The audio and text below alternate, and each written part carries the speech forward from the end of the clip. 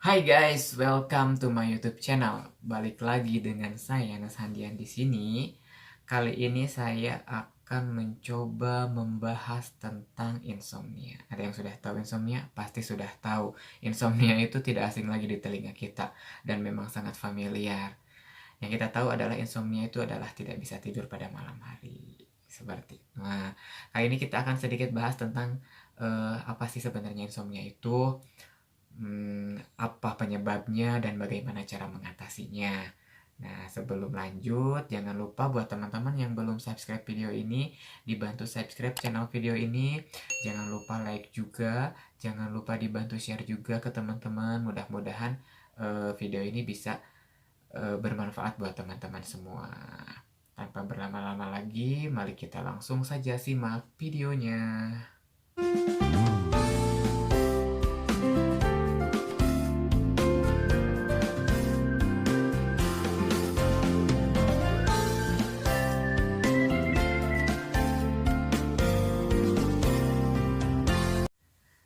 Insomnia. Guys, maaf ya gelap-gelapan karena ini sudah malam.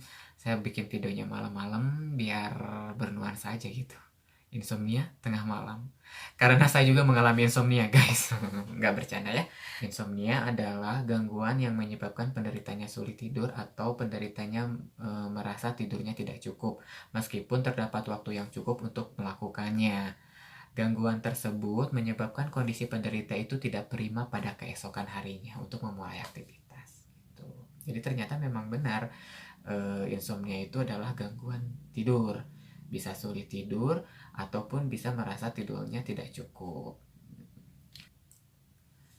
Orang dengan insomnia biasanya memiliki gejala-gejala seperti kesulitan untuk tidur. Nah, salah satu gejala insomnia itu adalah sulit tidur. Jelaslah sulit tidur. Toh namanya juga insomnia kan. Nah, insomnia kan gangguan tidur ya, gangguan tidak bisa tidur. Nah, jadi pada si penderita itu sulit untuk dia beristirahat tidur pada malam hari. Meskipun waktunya sudah larut malam, bahkan sudah hampir mendekati subuh, akan sulit untuk tidur. Yang kedua adalah dia bisa tidur, penderita bisa tidur, tapi sering terbangun pada malam hari dan sulit untuk tidur lagi. Nah, itu juga salah satu salah satu gejala pada insomnia. Ada yang seperti itu. Yang selanjutnya adalah bangun terlalu pagi. Nah, dia sulit untuk tidur, sekalinya tidur, dia bangun pagi sekali. Biasanya kan orang-orang yang biasanya bangun tidur pada pagi hari itu sebelum subuh. Nah, ini mungkin sangat-sangat subuh sekali dia sudah terbangun dan tidak bisa tidur lagi dan sulit untuk tidur lagi. Jadi dia akhirnya melakukan aktivitas seperti biasa. Selanjutnya adalah merasa lelah pada saat bangun tidur. Nah, ini menandakan bahwa kualitas tidurnya itu tidak bagus.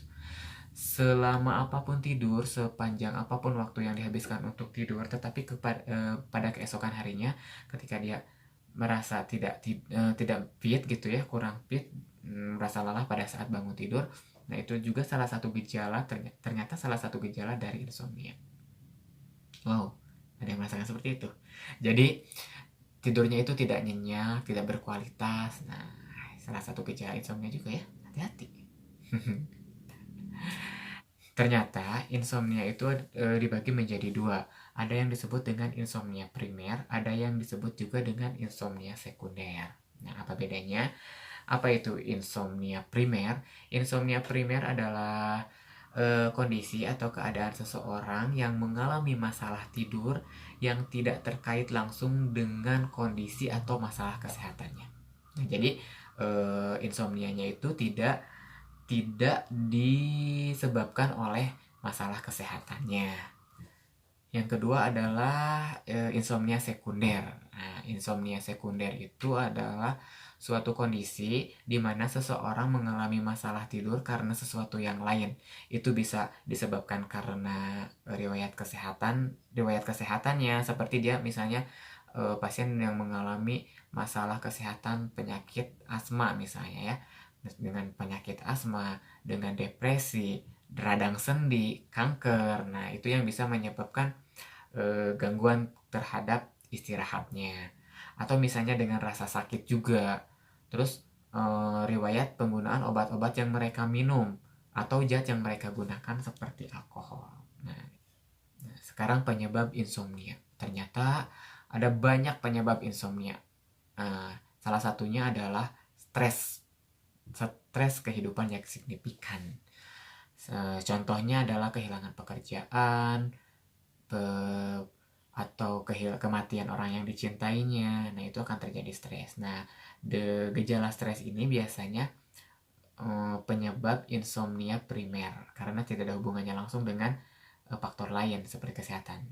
Terus yang keduanya adalah penyakit. Nah, kalau penyakit ini adalah penyebab insomnia pada sekunder, pada jenis sekunder. Ya, betul, pada jenis sekunder. Seperti apa penyakitnya? Seperti misalnya penyakit asma yang seperti tadi saya sudah singgung, radang sendi, terus nyeri ulu hati misalnya. Karena rasa nyeri itu mengganggu waktu itu istirahat. Waktu dia istirahat maksudnya seperti itu. Ya. Untuk selanjutnya adalah ketidaknyamanan emosional atau fisik. Dia ada pikiran misalnya. Terus dia sedang mengingat sesuatu, kepikiran sesuatu. Nah, itu juga bisa menyebabkan insomnia. Insomnia primer karena tidak ada hubungannya dengan riwayat penyakit.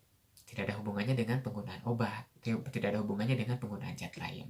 Nah, untuk yang selanjutnya adalah beberapa obatnya. Misalnya yang digunakan seperti obat pilek, obat alergi, obat depresi, obat tekanan darah tinggi, obat asma. Nah, itu yang bisa mengganggu tidur si penderita gitu. Ada juga ya obat-obatan yang seperti itu. Yang selanjutnya adalah interferensi waktu tidur. Interferensi waktu tidur normal ya maksudnya. Interferensi waktu tidur normal itu seperti misalnya jet lag. Biasanya orang-orang yang sudah melakukan perjalanan gitu, yang mengalami jet lag biasanya akan merasakan sulit untuk tidur. Atau misalnya beralih dari hari ke malam seperti jadwal kerja, misalnya teman-teman yang kerja dengan sistem shift gitu. Nah, itu akan membuat si pola tidurnya itu berubah, akan terganggu. Nah, itu akan berefek kepada insomnia itu. Karena misalnya seperti ini, kita jaga malam misalnya, kerja malam dan kita terus harus standby malam. Nah, besoknya kita tidur, pada pagi harinya kita tidur dan malamnya kita segar. Nah, itu akan sedikit banyak itu akan mengubah pola tidur kita gitu. Yang selanjutnya adalah depresi atau kecemasan. Nah, cemas yang berlebih, depresi itu juga akan menjadi salah satu penyebab terjadinya insomnia. Terus nyeri atau ketidaknyamanan pada malam hari, nyeri yang mengganggu waktu istirahat. Nah, itu akan menyebabkan insomnia sekunder karena terjadinya nyeri. Jadi rasa nyerinya itu sangat dominan sehingga dia mengganggu untuk istirahat gitu. Nah, penyebab insomnia juga ternyata bisa dipengaruhi oleh faktor lingkungan, seperti misalnya pencahayaan, terlalu terang misalnya di kamarnya, atau terlalu redup bagi yang tidak suka dengan kondisi gelap. Nah, terus kebisingan misalnya, udah jelas itu kebisingan pasti akan mengganggu tidur. Suhu yang terlalu ekstrim, seperti misalnya kamarnya terlalu panas, suhu ruangannya terlalu panas, atau bahkan sebaliknya malah terlalu dingin. Nah, itu juga akan mengganggu tidur seseorang seperti itu. Nah, kita bisa melihat gejala-gejala insomnia pada pagi hari. Ketika orang itu terserang insomnia, ketika diri kita terserang insomnia, ada beberapa gejala yang akan kita rasakan gitu. Seperti misalnya ngantuk di siang hari. Bagaimana tidak? Bagaimana tidak? Bagaimana tidak? Maksudnya seperti itu. Bagaimana tidak orang malamnya aja kita tidak bisa tidur, toh pas siang kita ngantuk gitu. Karena insomnia sendiri adalah gangguan tidur kan. Yang selanjutnya adalah kelelahan umum. Kelelahan umum yang harusnya tidur malam itu dipakai untuk istirahat, untuk mengembalikan tenaga kita, merefresh tenaga kita. Dengan pemenuhan istirahat malam kita terganggu, besoknya kita akan malah merasa lelah, tidak fit, karena kualitas tidur kita terganggu, kualitas tidur kita tidak bagus gitu, sehingga menyebabkan kelelahan pada besok harinya, kelelahan umum pada besok harinya. Terus yang selanjutnya adalah sifat lekas marah. Biasanya sifat lekas marah juga mempengaruhi orang-orang sangat apa ya? Jadi lekas marah gitu orang-orang yang mengalami insomnia. Mungkin karena dia mengalami kelelahan, capek, mungkinnya tidak fit, jadi status emosionalnya itu sedikit banyaknya terganggu. Dan yang terakhir ada masalah dengan konsentrasi atau memori. Biasanya tidak fokus, sulit fokus dalam beraktivitas. Nah, bagaimana sih cara mengatasi insomnia? Insomnia ternyata bisa diatasi dengan beberapa tips sebagai berikut. Yang pertama adalah cobalah untuk tidur pada waktu yang sama setiap malamnya, dan bangun pada waktu yang sama juga pada setiap paginya. Nah, untuk membiasakan seperti ini itu untuk mengaktifkan jam biologis kita, jam tubuh biologis kita untuk beradaptasi pada waktu-waktu tertentu gitu.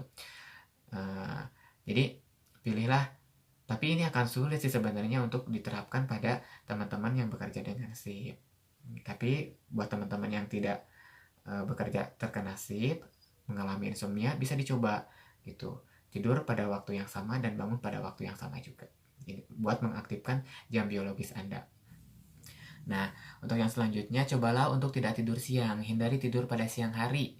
Nah, meskipun kita lelah, meskipun kita capek gitu, coba hindari, sebisa mungkin kita hindari tidur pada siang hari. Karena apa? Pemenuhan tidur pada siang hari itu akan merefresh tubuh kita menjadi segar, dan kita itu akan kesulitan pada tidur pada malam harinya. Jadi kita tuh nggak ngantuk pada malam harinya gitu. Jadi usahain tidak tidur pada siang hari. Terus yang selanjutnya adalah hindari penggunaan ponsel atau perangkat baca yang lama seperti e-book misalnya. Matikan televisi. Karena apa? Karena benda-benda tersebut itu dapat mengeluarkan cahaya, dan cahaya kita itu akan direspon oleh tubuh kita sehingga menyebabkan kita itu sulit untuk terjaga, untuk sulit tidur, malah kita sulit untuk tidur. Kalau kita untuk beranjak tidur, matikan TV, terus berhenti menggunakan ponsel, berhenti menggunakan perangkat baca yang lama seperti membaca e-book itu. Nah, hindari itu. Yang selanjutnya adalah hindari kafein, nikotin, dan alkohol, karena zat-zat tersebut akan menstimulasi Anda untuk tetap terjaga, menjadikan Anda tidak ngantuk. Seperti kopi. Ada beberapa orang yang mengkonsumsi kopi, dia akhirnya tidak bisa terlelap tidur gitu. Untuk selanjutnya adalah lakukan olahraga secara teratur, karena pada sore hari bukan pada malam harinya. Jadi setelah kita beraktivitas, setelah kita olahraga, kita akan merasa lelah.